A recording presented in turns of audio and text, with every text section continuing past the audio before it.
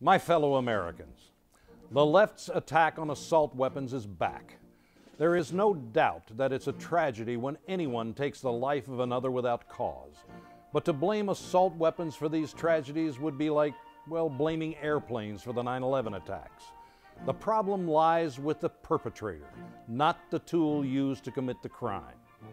The left is now screaming from the rooftops that there is no good reason for any American to own an assault weapon, that they're not good weapons for defense or for hunting. Frankly, they're missing the point.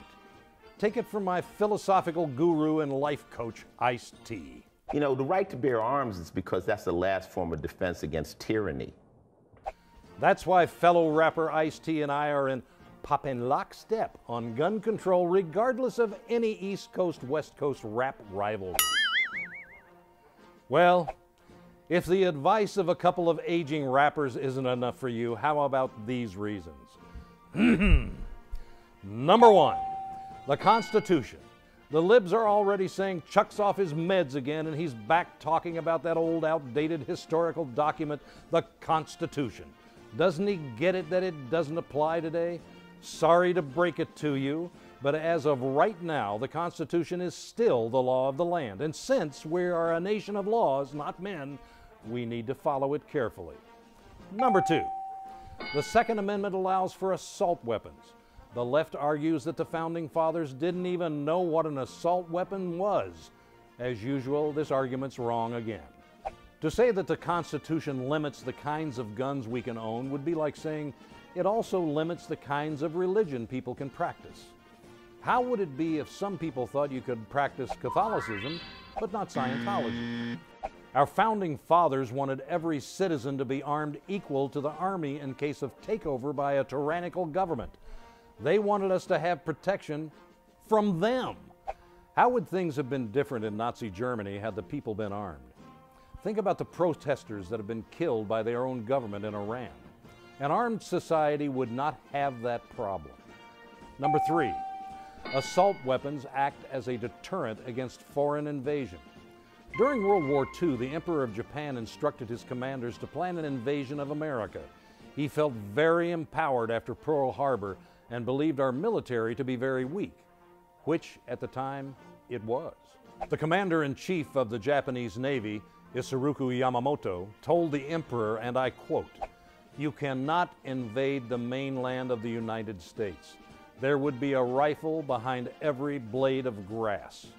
Notice, he did not talk about fearing the U.S. Army. It was the American people that he feared. Eventually, Yamamoto would stop trying to attack us and instead started selling us terrific fishing lures, which I'm a big fan of. It is the fact that there is a gun behind every blade of grass that prevents any other country from even thinking about invading our nation. Take away the assault rifles and you have weakened that defense. Number four, there's already a ban on assault rifles. Well, you don't hear that very much, but there has been tight controls on assault rifles since 1934. Well, how can that be? The U.S. military defines an assault rifle as something that can fire intermediate powered cartridges on selective fire. For you girly men watching, that means automatic fire, like a machine gun. The left invented the term assault weapon to describe rifles that bear some similarity to real assault rifles, like this one. This way, they can make it against the law to own a gun that looks like an assault weapon. Really, is it against the law to look like something else? In that case, shouldn't Henry Waxman be arrested for resembling Ratatouille? Number five, handguns kill people too. Some nut jobs claim that assault weapons are too dangerous. Really? So you find a Glock 40 caliber is just to be a little dangerous? All guns are deadly in the wrong hands. And number six, we need the jobs. The gun industry employs 184,000 people. And these are good paying jobs averaging $45,000 a year. A ban on so-called assault weapons will result in laying off thousands of these workers. But of course, that's no big deal since we don't have an unemployment problem.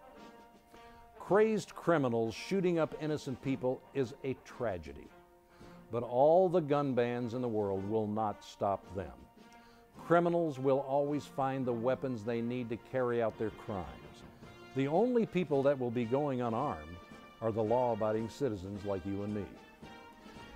When you hear people talk about banning assault weapons, know that the real assault weapon is the liberal media. They are attacking your constitutional rights. It's a slippery slope.